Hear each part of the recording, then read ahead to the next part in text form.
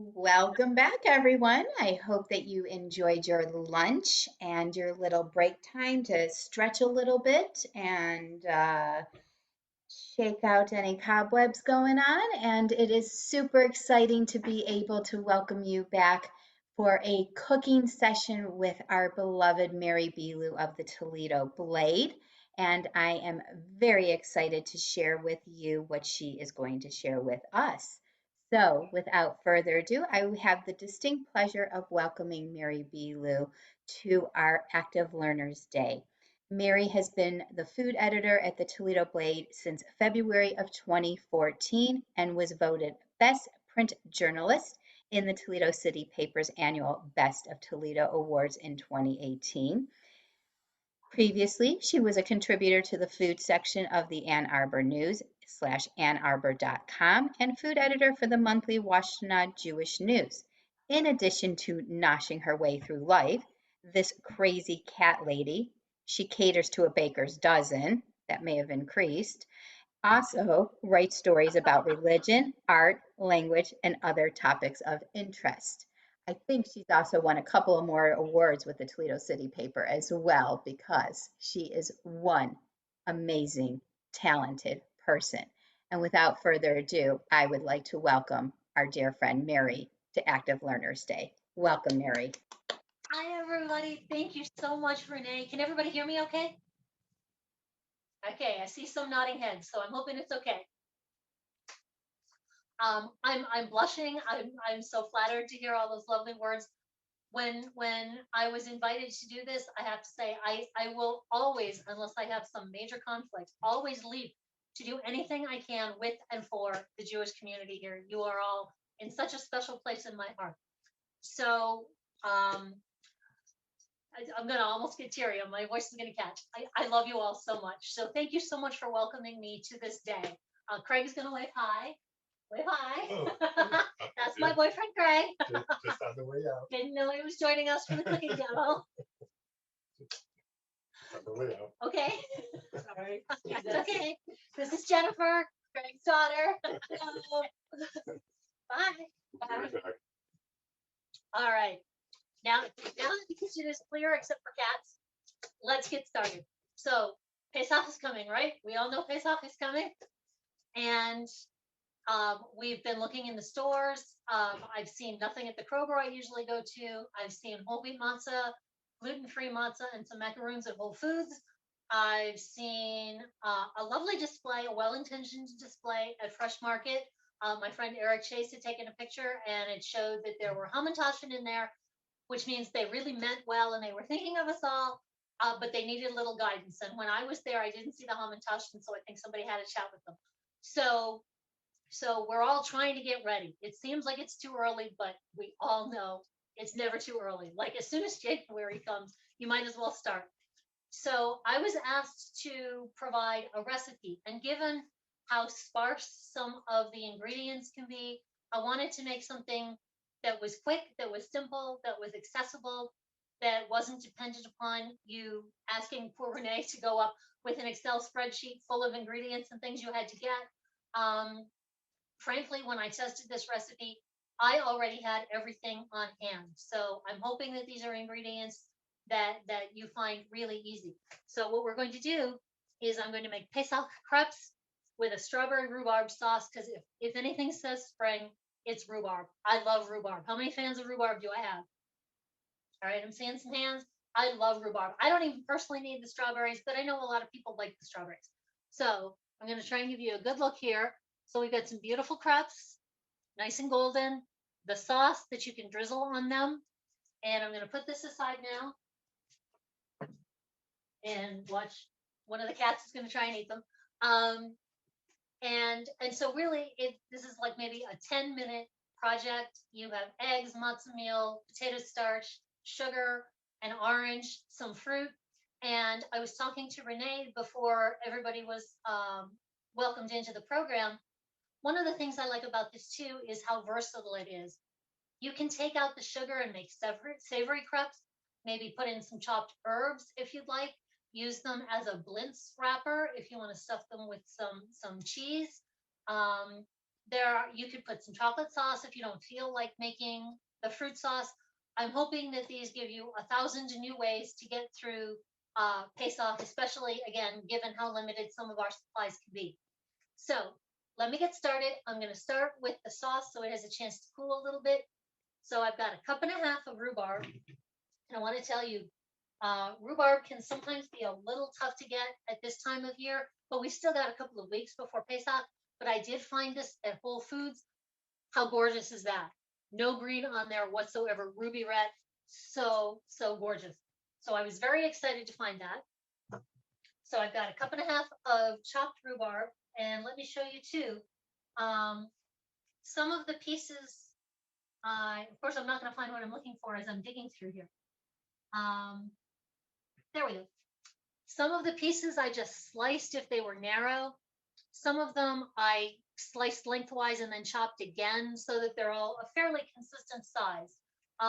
But again, you know, one of the things I always say when I do my dinner for one videos each month, a lot of people will not cook for themselves. They don't think it's worth the time, the trouble, the effort. It's easier to order out or to have a frozen dinner or a pre-made dinner. But one of the things that I love about cooking for yourself is that you can make it exactly the way you want it. So if you like the sauce chunkier, by all means, cut bigger pieces of rhubarb. They'll still cook in this short time that it takes to make the sauce, but you'll have a little bit more texture. If, like Craig, you don't like any texture at all, so the mashed potatoes that, oh my gosh, Scott's catering for lunch, was that amazing? And those pureed potatoes were precisely the way Craig likes them. He doesn't want any stuff in his potatoes or in his fruit sauce. Then make really small pieces and they'll all break down. So again, it's up to you. So enough blathering. We have 1.5 cups of rhubarb. We have 1 cup of strawberries. We have how much sugar? 1/4 cup sugar. I'm not one of those people on the Food Network who has my whole recipe memorized. And then we're going to use the zest and the juice of this gorgeous orange. And I didn't zest and juice it first because I wanted to show you a trick. A lot of times I see people going like this with the microplane and then they keep checking to see where they are because you don't want to grate too far down. You don't want to get into that white pith that's really bitter. But I'm going to show you what I do. I'm going to do it, what you might call backwards, because this way, as I'm going along, I can see where I'm going and I can see where I've been, and I know that I've reached just as far as I need to. So I'm going to do this very quickly. And while I'm doing that, let me turn the heat on and we'll get that to start cooking. And really this sauce takes maybe 5 minutes to cook, and then it's just going to sit. And I always say when I do my videos, I wish you guys had aroma vision so you could smell, because is there anything better than the smell of that orange oil as it just comes through the kitchen and permeates? I mean, it's so intoxicating and enticing and all kinds of lovely words. So I've done a rough job of this so you don't just stand there watching me. You can see we've not gotten into the pith, but we've got the majority of the peel. I'm gonna dump that in there and splatter it across my stove. And then I'm just going to stir this up and cook it down. So I'm going to let that do its thing while I start checking the eggs. Let me clear this out of my way. So then we're going to move on to the krauts. And so I've got 5 eggs and I'm going to check them. And one thing I do too when I'm cracking eggs is I always kind of scrape the inside of the shells. That may be a trick that a lot of people already know if they were raised during the Depression, or as I was by, people who were raised through the Depression and World War II. But I specifically got that tip from reading, I think it was in Miriam's Kitchen, about a woman who had been raised reform, and then she married a man whose mother kept a kosher kitchen, and she had survived through the Holocaust. And of course, every crumb, every microcosm of egg and any other piece of food was precious. And so she always scraped the inside of the shells to get every little bit. And so for however many decades since I read that book, I do that too. And I always think of her. Every time I do that, I think of her. And it makes it more impactful and more meaningful to me rather than just cracking an egg and taking it for granted. That's 3. Sorry for the banging. 4. And nearly dropped that one. That would not have been good time. And 5. 5 perfect ones. How about that? When I was making them the other day, so I could have my display model show you at the beginning, I found a couple that had some schmutz in them. So let me see how this is doing. So let me show you this. So you can see already in just that short time, in the time it took to crack some eggs, the fruit's already starting to soften. So I'm just going to keep cooking that along. Stir it up a little bit. It's letting out all these beautiful juices that are going to thicken up with some of that sugar and as the moisture evaporates. So I have my eggs. I have just a pinch of salt. I have my recipes up here. 2 tablespoons of sifted potato starch. And I'm going to start beating that together a little bit. And making a mess all over my stove. But I wanted you guys to be able to see the bowl, so I didn't use one that was too deep. You hear that bubbling away? Gonna mash the fruit just a little bit while I'm at it. Keep stirring this. Now you're gonna find the batter is a little bit lumpy, a little potato starch, a little bit of matzo meal or cake meal. I didn't have cake meal when I was practicing, and I was afraid that you would get these little granular bits of the matzo meal in there, but really they just kind of, they dissolve and melt in. So I didn't find personally that it was a problem. You are boiling away, so I'm gonna, hey, it's like a child, or a cat saying, pay attention to me, pay attention to me. That's just gonna need another couple more minutes. See again how it's getting nice and juicy. The fruit is getting soft. Where am I? I'm going to put in a 1/4 cup sugar and stir that up. The matzo meal, if you have cake meal, that would work just fine. I mean, this is really just a little bit of a thickener and a binder. It's not going to make a difference one way or the other, whether you use the cake or the matzo meal. And then a little bit of orange juice. If you decide you wanted to make these savory, you could substitute water or even a little wine. Wine would be really nice in there, wouldn't it? Instead of the orange juice. So that is bubbling up nicely. There you go. So I'm gonna leave that to just set and cool. And we're gonna move on to the crepes because I've got my batter all nice and ready. So you can see there's a little lump here or there, but really it blends up pretty well. So I want to brush the pan, which is heating nicely, seeing as I used the same one as I made the sauce with. I'm going to brush it with just a little bit of oil. Now, anytime I make standard crepes, I have to say it's not really my strong suit. You want to pour in just this little bit of batter and swirl really quickly and get all that wrist action going. And they're supposed to be thin, like phyllo thin almost. And I'm not good at that because I'll find that it's kind of streaky.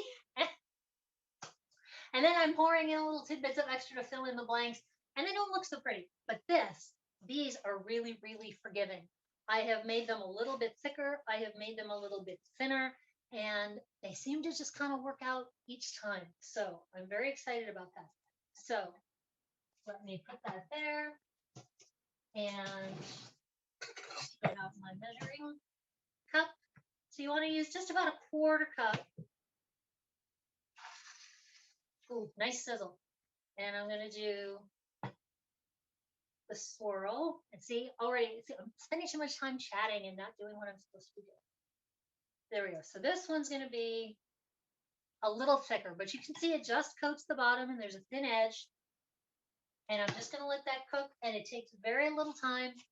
And when the edges are set and it's just a little bit damp in the middle, that's when you want to flip it. Now do we all have, like, not necessarily the most gorgeous kitchen utensils, but you've got that like 30-year-old wooden bread spoon that you always use. I've got the misshapen bench spatula, but it works perfectly for getting under the edge. So I'm going to apologize for this not being the most professional looking piece of equipment, but it does its job. So can you see what I'm doing? I'm going to get right under that edge, and I'm going to flip. And the first one is always sort of the test run. So you can see it's golden, but it's not as golden as the ones that I showed off before. So I know I need to leave it just a little bit longer. So I'm going to do that. Get that underside nicely cooked. Flip that over to make the triangle. And put it on the plate. And then I'm just going to keep doing this until I've used up all the batter. So let's do another one. Get the wrist action going. That one's a little thick, so I'm going to just pour. If it's a little thick, just pour it out into the bowl. Let it do its thing. Clean that edge up a bit. See how our sauces do. So you can see some of the rhubarb pieces have stayed intact. Some of the strawberries have, but at the same time, it's also kind of sauced up and softened up. And so you can mash these just to break them down a little bit more, leave them with some texture. Really, it's up to you. Again, I'm talking too much. I'm going to flip the crepe. Flip it again. And put it on the plate. And so see, there we are. I'm just going to keep doing this while we chat. So let me ask while I do this, does anybody have any questions? And do I need to do anything if anybody has any questions?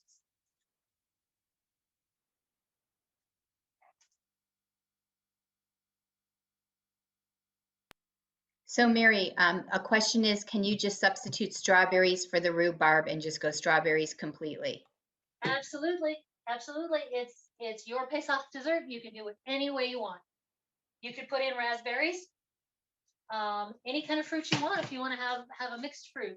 So I know that on the Seder plate, not only is there the traditional items, but there are also the new items, pineapples, oranges, things like that to represent different groups that have been marginalized or who should be remembered. I completely messed that one up, so we're just gonna hide that one over here somewhere, and we're Okay, and I think I apparently saw, can't do two things at the same time.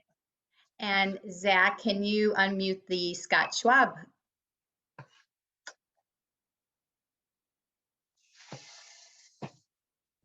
Oh, so I was going to say before I get distracted by my bad looking crap. So yeah, I mean, like if you wanted to make a dessert that had sort of the representative fruits and some of the items that are on some of the newer items on a Seder plate, by all means do that as well. I mean, again, this is yours. Make it any way you like it. Go ahead. There was something in the chat room. Were you going to put the juice of the orange in the sauce? I completely forgot to do that. Thank you. Yes, I was going to. Okay, just wondering. Yes, it says right here, all ingredients, and that was supposed to be the zest and the juice, but I'm not paying attention because I'm chatting with you guys. I'm glad you're paying attention. Thank you. Oh, this one's much prettier. This one's nice golden brown. Let me show this one off. Yeah. Look at that. There we go. That one looks better than that last one that's sort of sitting in shreds. Um, it's funny too because I just filed a story yesterday about pound cake. Oh my gosh, on the 21st, you want to see an amazing story about pound cake, which is a little poorly timed given that it's right before Pesach, but save the recipes because they're really lovely. And one of the women I interviewed, who is a baking maven to beat all, had specifically said, read your recipe. Like that was her number one tip. Read your recipe, know what you're doing, pay attention, and here I am. Not listening to Audrey. So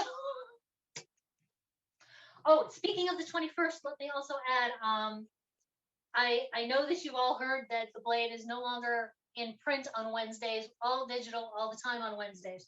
So where did that leave my Wednesday food page? For those of you who don't know, and people keep asking because they didn't make an announcement about it, I have moved to Sunday. So look for the food page on Sundays now. So then it'll be the 14th, and then the 21st is pound cake. And then another question is, if it weren't Passover, what could you use instead of potato starch? You could probably use cornstarch. I haven't tried it that way, but I would think that cornstarch and flour, or maybe even just flour. I think the cornstarch is nice because it lightens it up a little bit instead of just using all matzah meal. But I don't know that when it's not Pesach that that's an essential ingredient. I would just swap out flour for the matzah meal.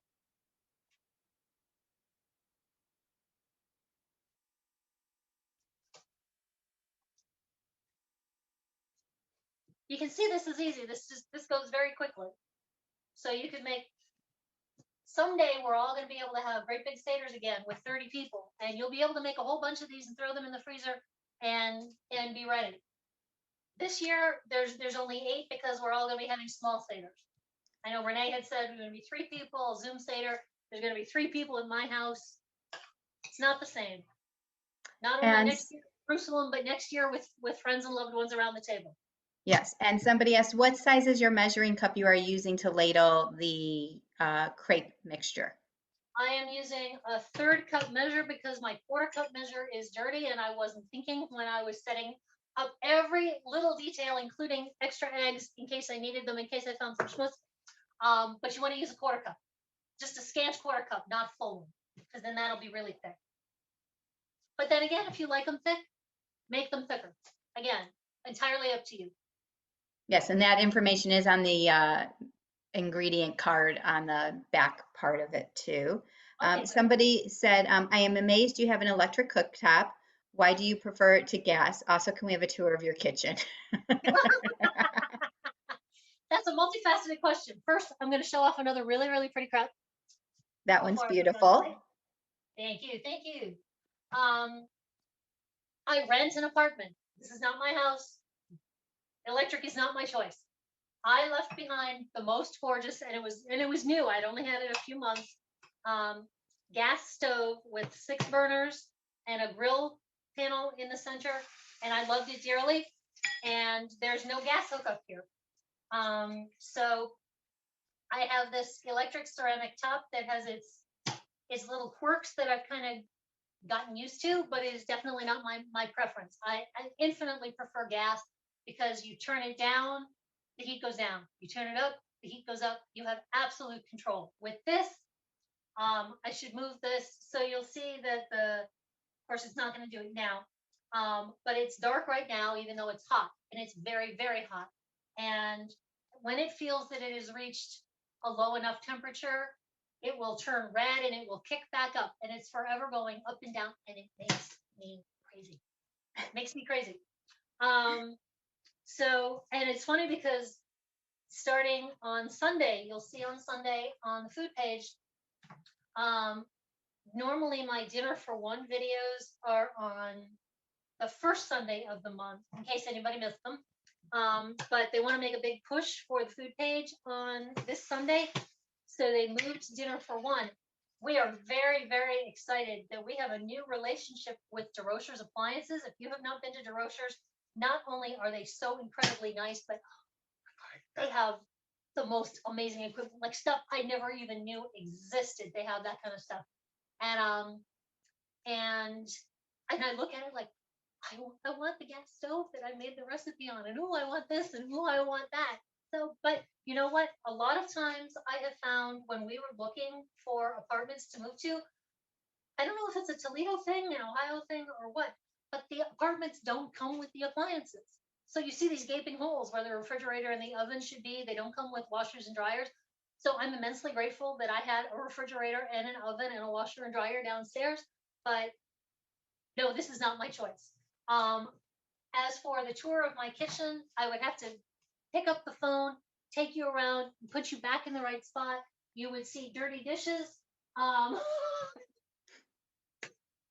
so I think for now, we're just going to leave this frame, but maybe next time. Maybe next time I'll clean up and reorganize. You know, I shove everything out of my way here, put it over there so you guys wouldn't see it.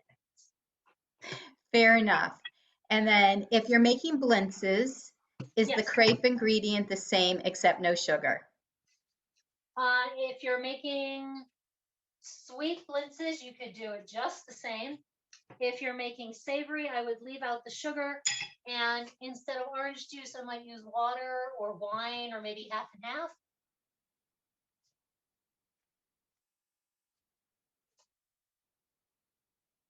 Other questions? How am I doing at asking the questions that have been asked so far?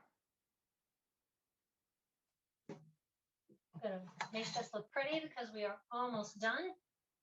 Excuse my fingers, except unfortunately you guys don't get to eat, which is yet another problem with doing these things by Zoom, is you don't get to try.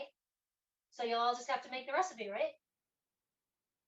I think we will. Yeah, in fact, for point of honor, so you guys don't think everything is perfect, I am not Martha Stewart. This is my sad looking crepe that I was not paying attention to. So I will show it off before I tuck it underneath so no one can see it anymore. Put that out for the sauce. I'm going to make one last prep.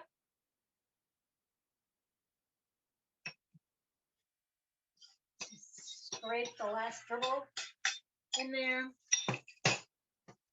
Do the wrist action with the swirl. Coat the bottom. Let me put the sauce in here for presentation. Does anybody else have any other questions while I finish this off?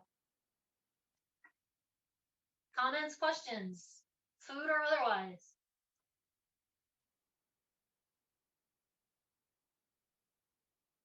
No? Oops. What is the utensil you rub oil on with? That's just a silicone brush. There, you can find them at the grocery store. In fact, I found one at Kroger a couple of months ago in the Dollar Manager special bin. So they're easy to get. All right, I'm gonna redeem myself here and show how pretty that one is. And put that there. Turn that off. And there you go. In the amount of time that I have spent chit-chatting and blathering, we have Pesach crepes, strawberry rhubarb sauce, ready to serve. I wish I could feed you because, you know, I love to feed people. That's what I'm here for. So how was that?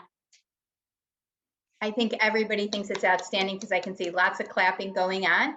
And Zach, if we can take everybody off mute for a second, so this way, if they would like to ask some questions, they can ask them directly of Mary and give some feedback.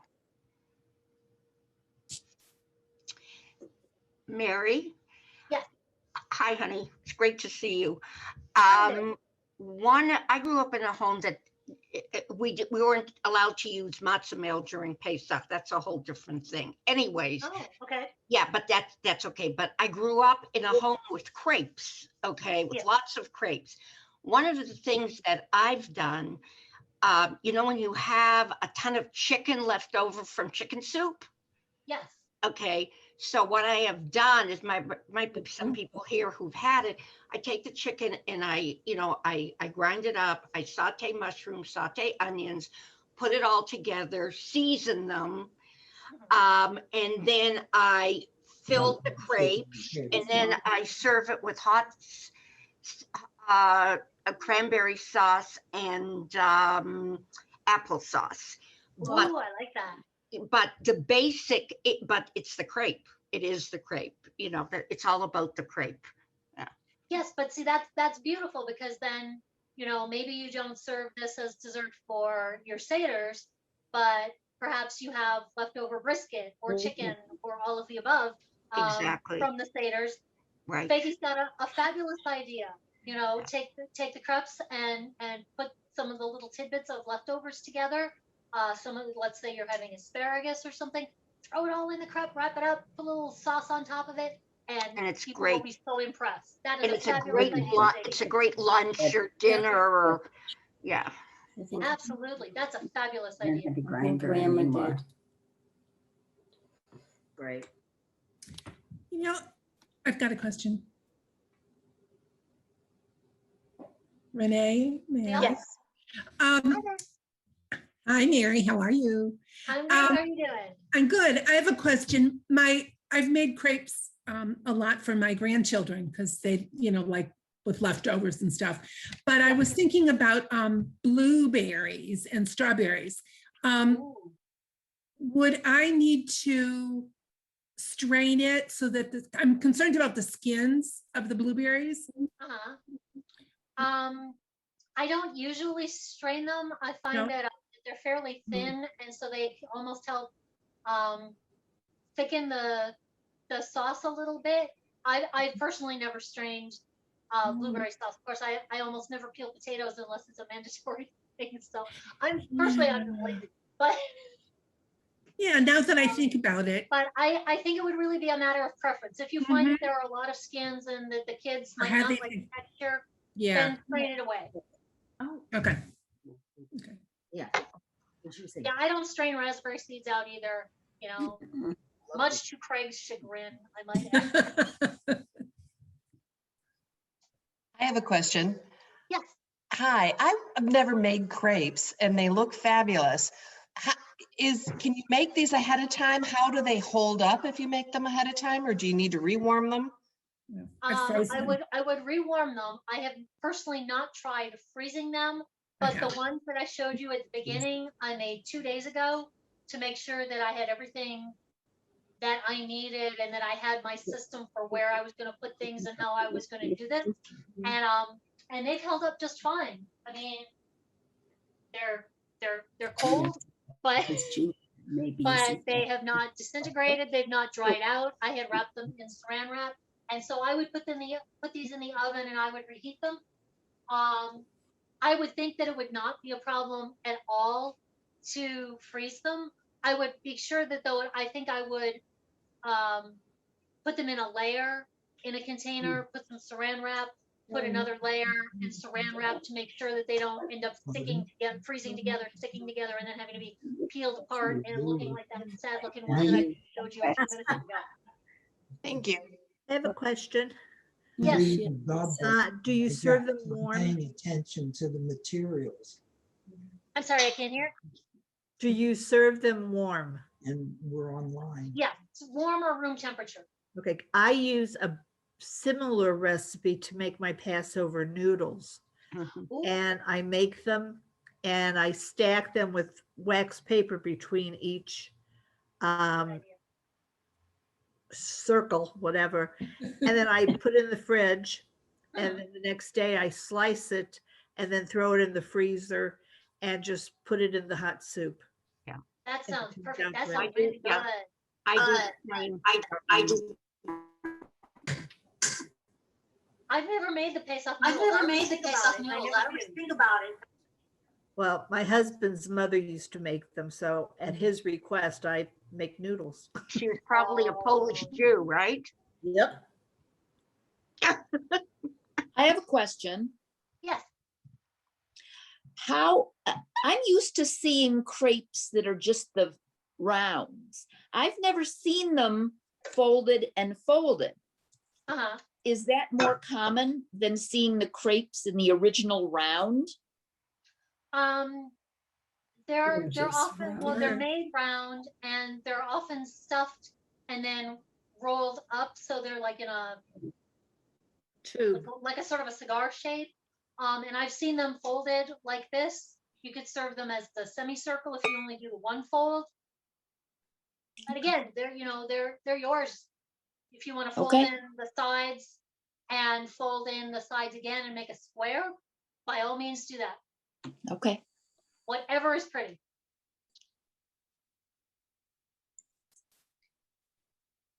Anybody else? In between, in the center. Do you know what I mean?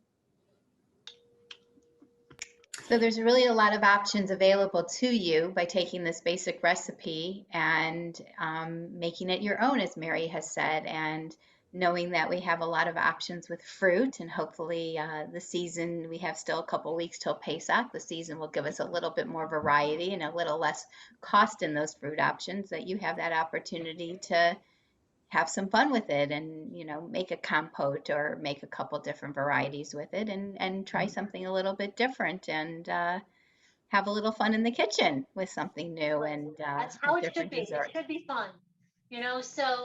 So like Pi Day, PI Day, March 14th is this Sunday. And that's there's National Pie Day in January, and then there's Pie Day, PI Day in March. And they're both a reason to eat pie, so it kind of doesn't really matter the specifics. Eat pie. But, so I always try to give pie recipes and encourage people to bake.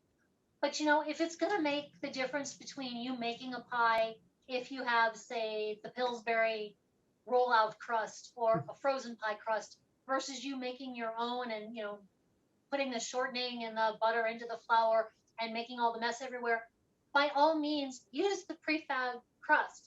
I want it to be fun. I want you to feel proud of yourself. I want you to feel successful. And I want you to say, that was a great experience and this is really delicious and I enjoyed that. Maybe the next time you'll feel empowered to go the full mile and make your own crusts too. But it bothers me when people are very particular about, oh, it's not a homemade crust or it's not a homemade whatever.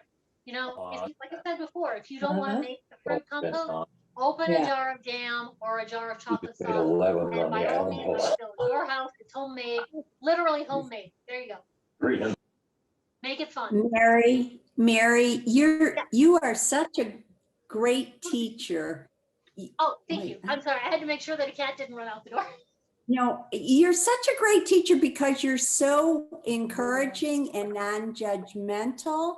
And you let us see that you don't have to be perfect, that you just have to have fun, and that no way, there's not just one single right way. You're just very positive, and it's a joy to watch you. I wasn't sure I wanted to watch another cooking demonstration, but this was really, really fun. So thank you. Oh, I'm And so I'm glad gonna you try enjoyed it. them. Thank you.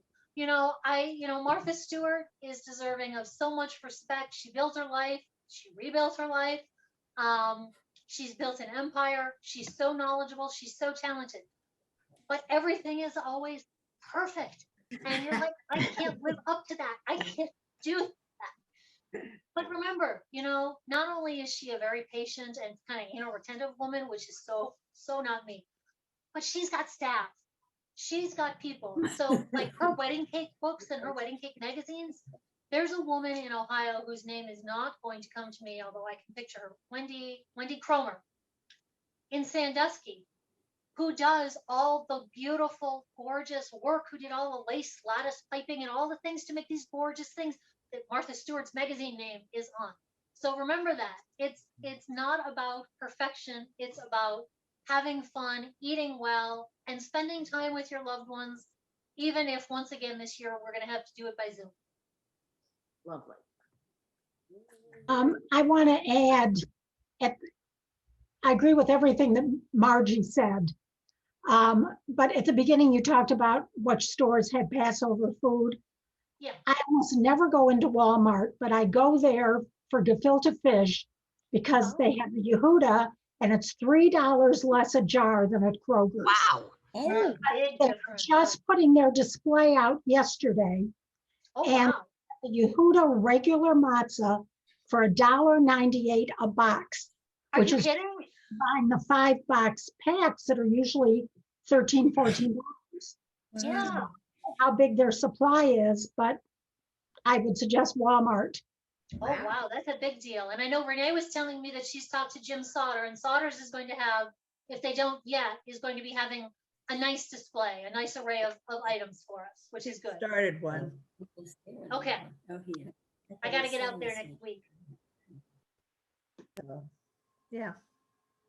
Yep. So it's at the end of the day, cooking should be enjoyable. It should be fun.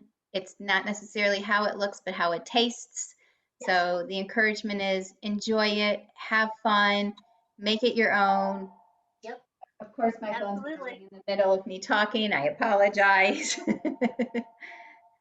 And just like Mary said, have fun with it, enjoy it, and play with it, and let people be a part of the process. And nothing has to be perfection. It should just taste good. Exactly.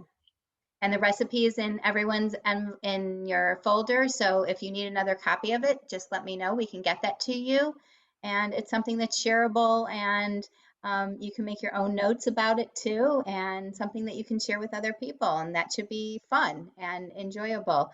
Holidays should not be treacherous and not fun. No, because when you sit down to Seder, you don't want to be so exhausted and so stressed that you don't enjoy it, you don't learn from it, you don't benefit from it. I mean, yes, there is a fair amount of stress getting ready for Pesach, but it doesn't have to be unnecessarily so. And I think people sharing a lot of different ideas was great, and Oh, yeah. that's what it's about. It's about sharing. That's who we are. So Yes. I thank you so very much, Mary, for taking the time to share with us, because you always have something fun to share with us. And I thank everyone else who shared some ideas of what we can do with leftovers, because we all seem to have leftovers. And by, I think, day 3, usually in my house, I'm ready to be done, but it still keeps going because it lasts 8 days. And And we it's need to, hard when we have the smaller seders, because you're used to your recipes are all for 25 people. And even yes. if you try to downsize, you still are looking at 7 days of leftovers. Yeah. How many ways can you make a potato? And that should be another book. How many ways can we make a potato? That'll be And next year's demo. that'll be next year's demo. And we can just have fun. And I want to just thank everybody and thank Mary so much for her time, her creativeness, and for all of you spending time with us learning a new recipe. So I can't wait to see everyone's pictures of when they make this dessert. So I'm going to ask everybody, if you make this dessert, to take a picture of it and send it to me, because I would love to see it. And how you made something different with it, if you created something and changed it or tweaked it, because I'd love to see that, and we can share it with each other. And it will be fun, because that's what it should be. And we are going to go into a break now. You will have a break until 2:30, so you get a little bit of an extended break. We gave you a little bit longer time frame, and we will close out our Active Learners Day with Rabbi Laura Geller, who will be speaking to us on getting good at getting older with her amazing book. So for now, I say Toda Rabah, Mary, and yes.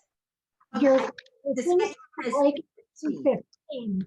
Right, but when I sent out the email, I extended it a little bit because Rabbi Geller had a little tweak that she asked me to do for her, so that is what I have done. So we will come back on, so if I can ask everybody to join us back at about 2:20, 2:25, that would be great. So this is your really big stretch, because I know you've all been so patient and sitting so great today. I really appreciate that. So I will see everybody back. Mary, thank you so very much. Everyone, go take a great big stretch, but we can give Mary a great big round of applause where she can hear it from all of us. Thank you all Hey, so Mary. much for joining me, for your great questions, for reminding me what I left out so that I remember to put it in next time, for sharing all your great ideas. I wish everybody a lovely, blessed holiday. Stay safe, stay well, and I will see you all soon, hopefully in person. How's that? Sounds great. Thank you, everybody. We'll see you a little bit later on this afternoon, and stay well, go stretch.